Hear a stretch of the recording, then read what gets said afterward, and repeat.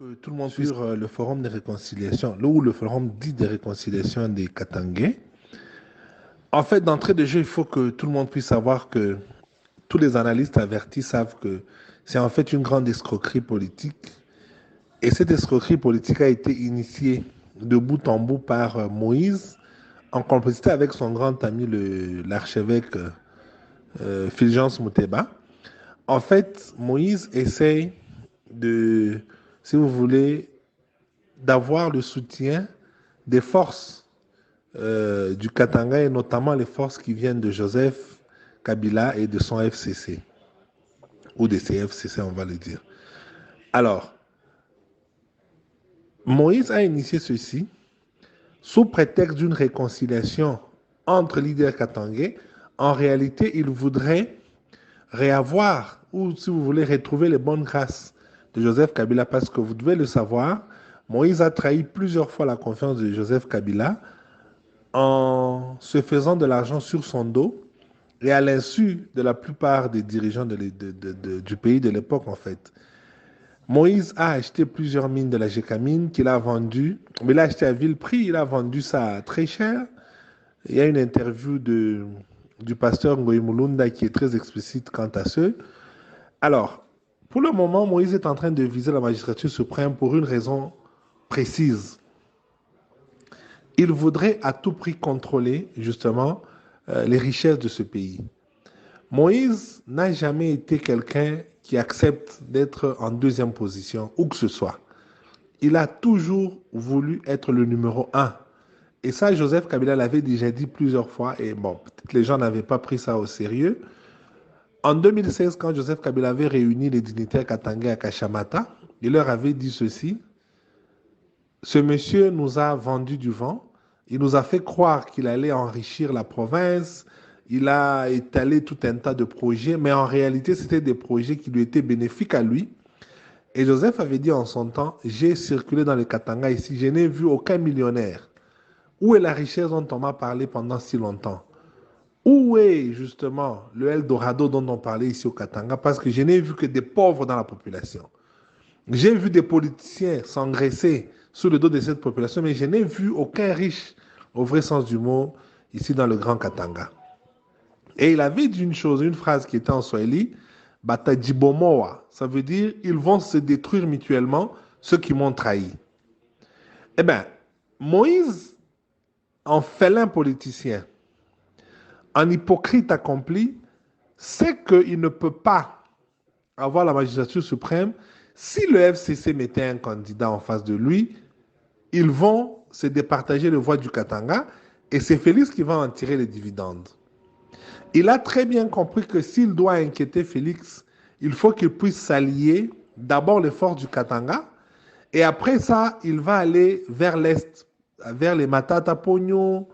Il misait aussi sur le soutien des Kaméré, mais apparemment Félix a inventé leur projet à long terme en, si vous voulez, en diminuant un peu, ou plutôt en soulevant un peu le pied sur l'accélérateur de la justice par rapport au dossier Kaméré.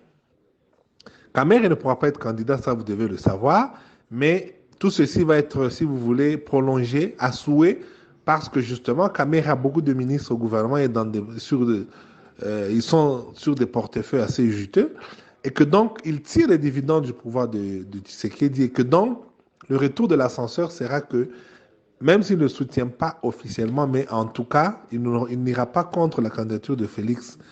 Or, Moïse visait justement le mécontentement des populations du Sud Kivu pour pouvoir justement arriver à, à avoir leur soutien et de ce fait-là inquiéter Félix.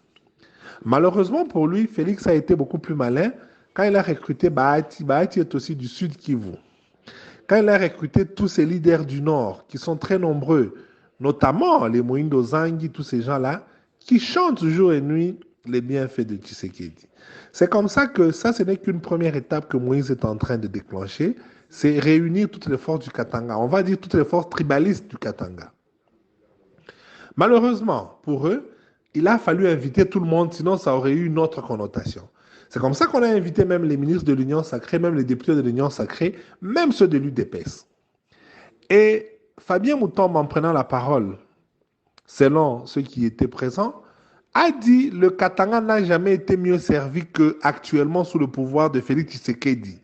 Et les gens ont hué dans la salle dans la mesure où ça allait mettre en mal le projet qu'ils avaient, ça veut dire, si vous voulez, de jeter l'anathème sur Tshisekedi pour dire c'est le grand Satan contre lequel nous devons tous nous unir, alors que Moutomba a démontré noir sur blanc que jamais le Katanga n'a autant bénéficié du pouvoir, non seulement politique, militaire et juridique, que dans ce régime-ci.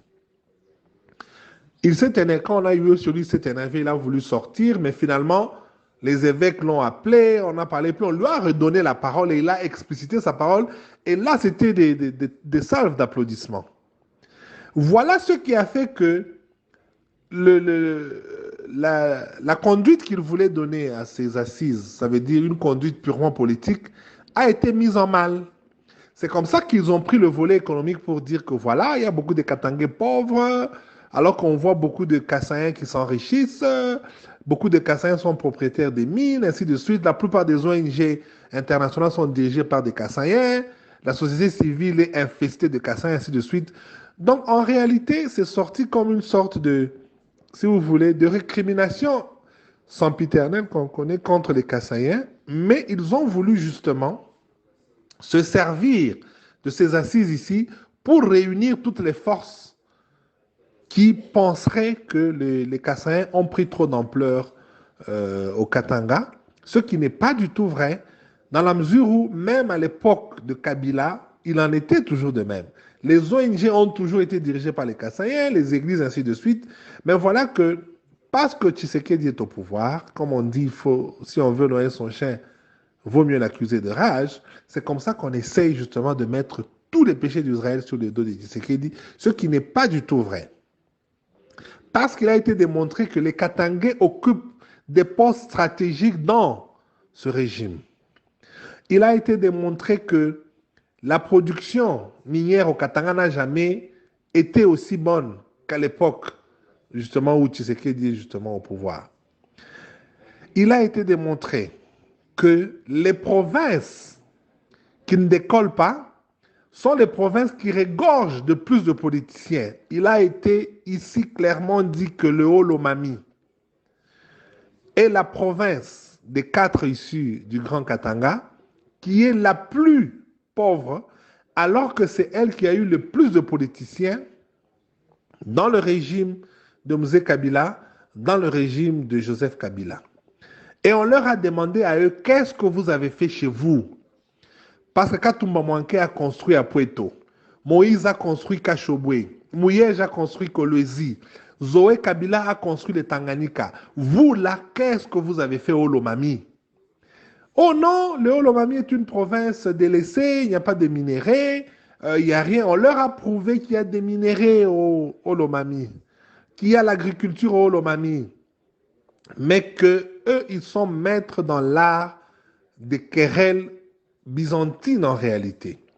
Et ici, je voudrais maintenant aborder le sujet justement qui va expliquer tout ceci. La plupart des politiciens qui réclament la réunification du Katanga sont des politiciens issus du Haut-Lomami. Pourquoi? Parce que justement, c'est la province la moins nantie des 4 provinces issues du démembrement du Grand Katanga. C'est pourquoi pour eux, quand ils parlent de l'esprit katangais, si vous voulez, l'idéal katangais, en réalité, c'est pour faire en sorte qu'il y ait une caisse commune pour tout le Katanga. C'est ça leur souci. Alors, les politiciens du Tanganyika, si vous avez déjà remarqué, ne sont pas trop portés sur la chose tribale. C'est parce qu'en réalité, le Tanganyika est beaucoup plus proche de l'est du pays que du sud, ici où nous retrouvons le Haut-Katanga, le Lualaba et autres. C'est comme ça que dans le Tanganyika, nous n'avons pas un problème majeur. Il y a bien sûr des tribus là qui posent problème. C'est les Tabwa qui viennent de Moba et les Hemba qui viennent de Kongolo. C'est les seules tribus qui posent des problèmes de tribalisme de ce côté-là. Tous les restes des tribus vivent en parfaite harmonie avec tout le monde, même avec les populations de l'Est. Je vais donner cours régulièrement là-bas et je sais de quoi je parle. Maintenant, les politiciens du Haut-Lomami, ce sont ceux-là où nous avons les Mulunda, les Félix Kabange, les Néné Nkoulou, les Kabango qui étaient gouverneurs, tous ces gens-là, tous ces grands politiciens sont en fait des rapaces qui n'ont rien fait chez eux. Tout ce qu'ils ont fait, c'est se battre pour conserver leurs petites personnes et leurs petits intérêts. En réalité, ils ne sont pas là pour l'intérêt général. C'est comme ça que, justement, les politiciens du Lualaba, vous avez vu qu'ils étaient très peu nombreux dans ces assises, hein, parce que pour eux, il faut que les choses demeurent en l'état. Et d'ailleurs, parmi eux, il y a les sangaphones qui voudraient que, puisque lors du découpage, on avait dit que tous les districts doivent devenir des provinces, la seule province qui n'a pas bénéficié de cela, c'est la province du Lualaba, parce qu'on devait découper la partie d'au-dessus pour faire le Lualaba en question, mais Kolwezi et Kolwezi urbain et Kolwezi rural devaient aussi être toute une province. Malheureusement, c'est cette partie-là où nous avons les minéraux. L'autre partie là-bas avec les Muchacha, les Sandoa, les Kapanga et tout ça, dit Lolo, il n'y a rien là-bas. C'est comme ça que Mouyej, à l'époque, parce qu'il était ministre de l'Intérieur, avait fait une incise pour dire que le Lualaba va partir justement de la frontière avec le Kasaï occidental pour descendre jusqu'à la frontière avec le Haut-Katanga. C'est comme ça qu'il y a eu une exception.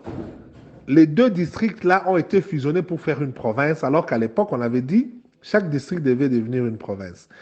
C'est comme ça que ceux du Lualaba trouvent qu'ils s'en sortent très bien et qu'ils arrivent à mieux gérer leurs richesses, étant justement dans un espace beaucoup moins étendu qu'à l'époque. Et c'est comme ça que vous voyez cette histoire de réunifier le Katanga ne trouve écho qu'avec les politiciens du Haut-Lomami.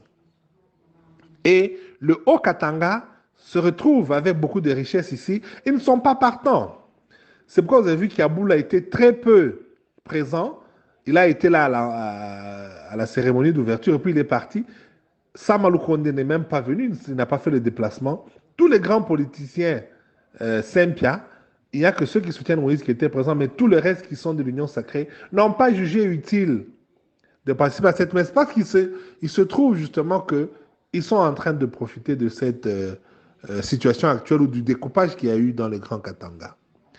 Ainsi, pour ne pas monopoliser la parole, je voudrais dire, ce forum ici est une histoire boutiquée par Moïse pour s'allier les forces du Katanga et pouvoir inquiéter justement Félix Tshisekedi, parce que non seulement Félix Tshisekedi étant au pouvoir, leur tribalisme est mis sérieusement en mal, mais en plus de ça, la lutte anticorruption met sérieusement en mal leurs affaires.